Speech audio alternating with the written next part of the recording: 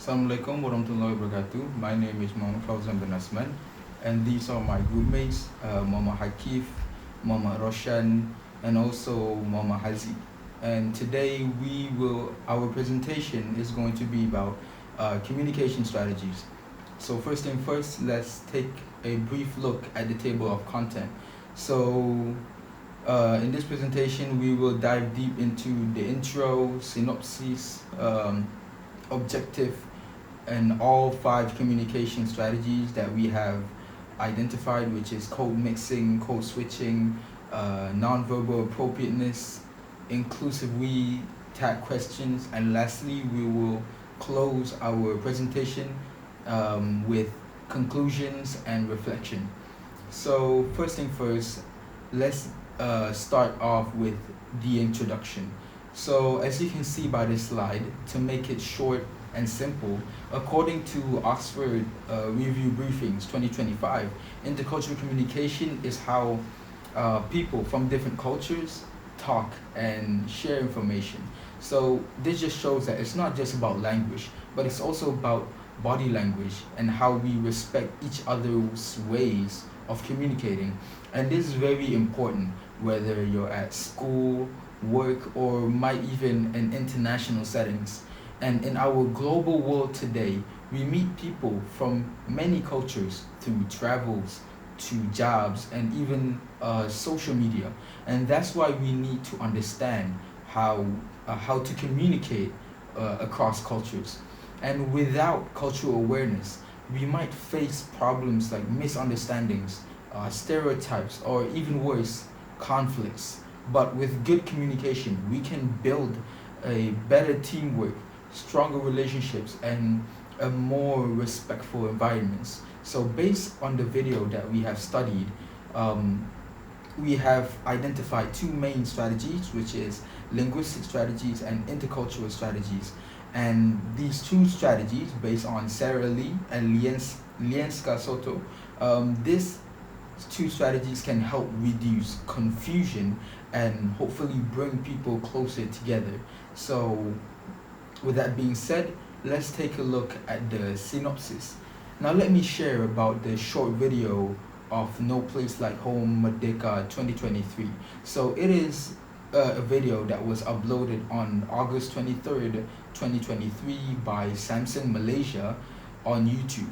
And this short film is basically about 3 friends from very different cultures. Jamie, who is Chinese, Ashwin, who is Indian, and Sophia, who is Malay, and they go on a road trip across Malaysia while using a Samsung phone to capture memories.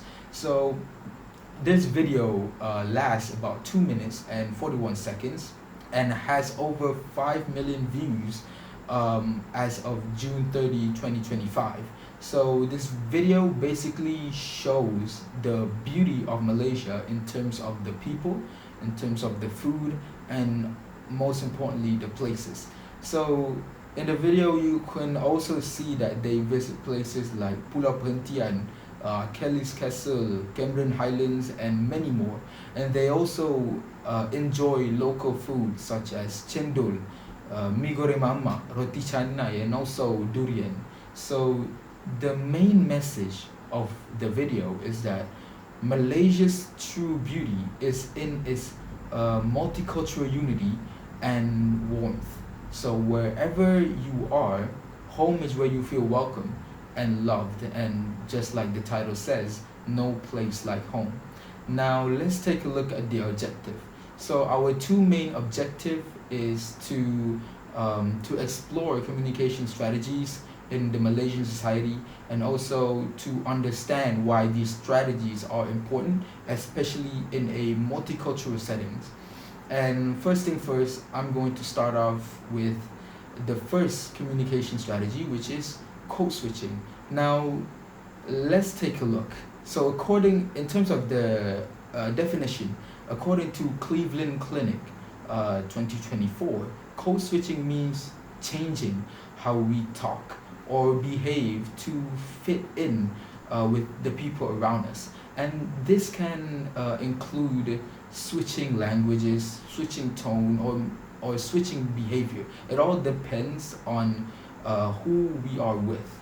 So in the video, we can see the code switching at the 1 minute and 24 second, where Jamie, the Chinese character, switches English to Malay, where she says, thank you, Machi, mixing both English and a respectful word, and a respectful Malay word, which is Machi. So let's take a short look at the scene. So based on the scene, based on the clip, we identify this as code switching because we can see that Jamie, she blends English and Malay to fit the situation. So this just shows that Jamie respects the local culture and wants to connect with others. So by using the term machi shows politeness and also cultural awareness. And basically this is how many Malaysians speak in real life.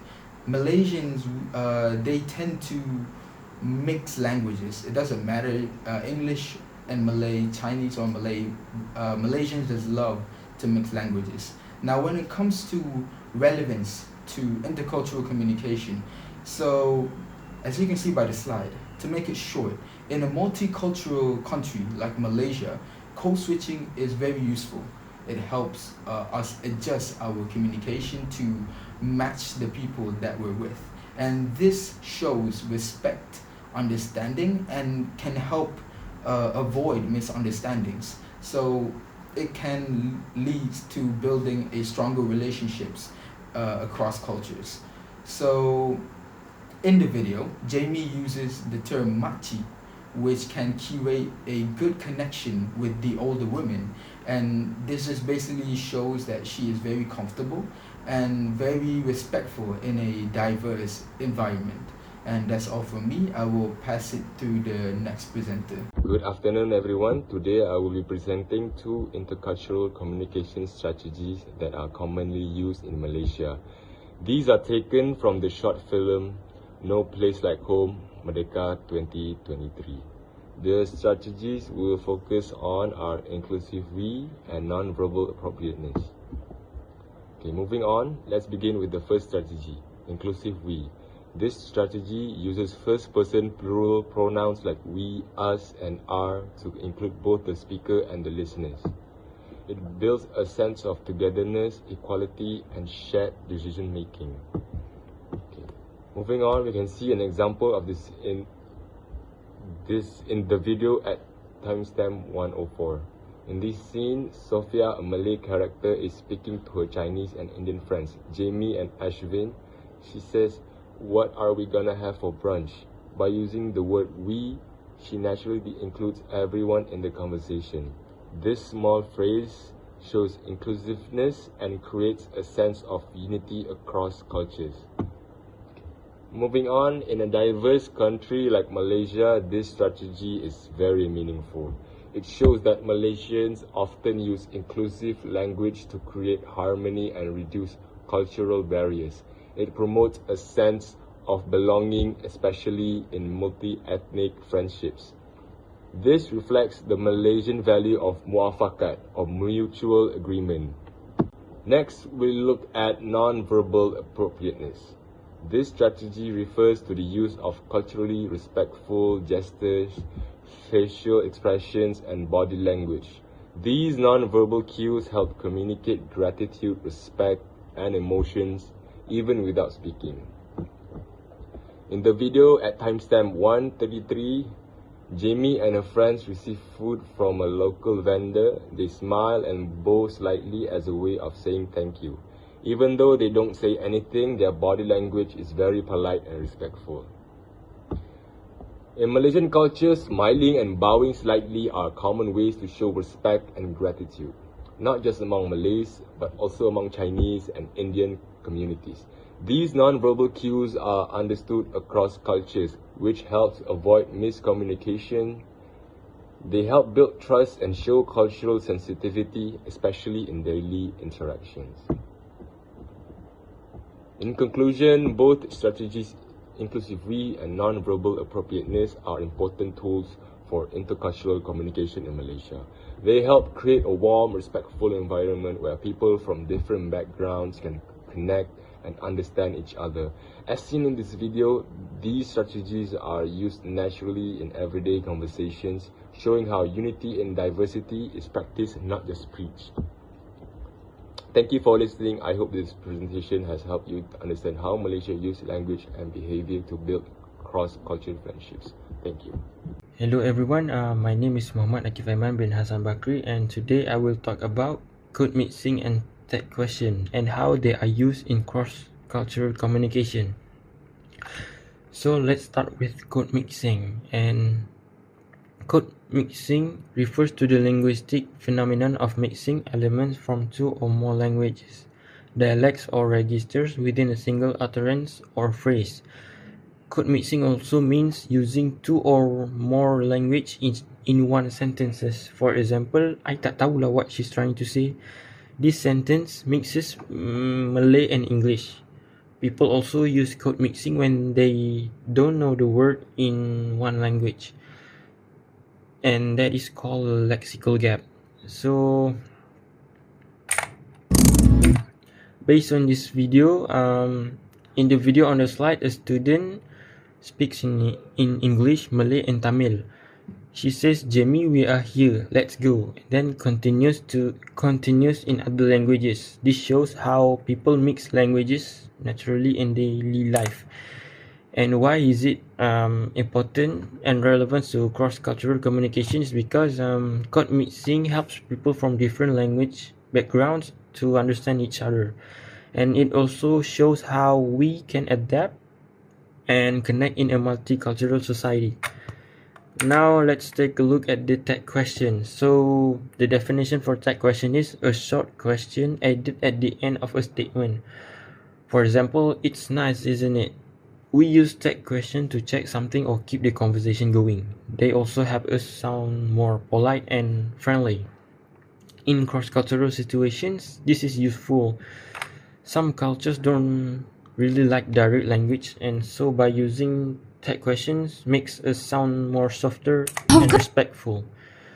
So based on the tag question video, the characters use tag questions to include others in the conversation.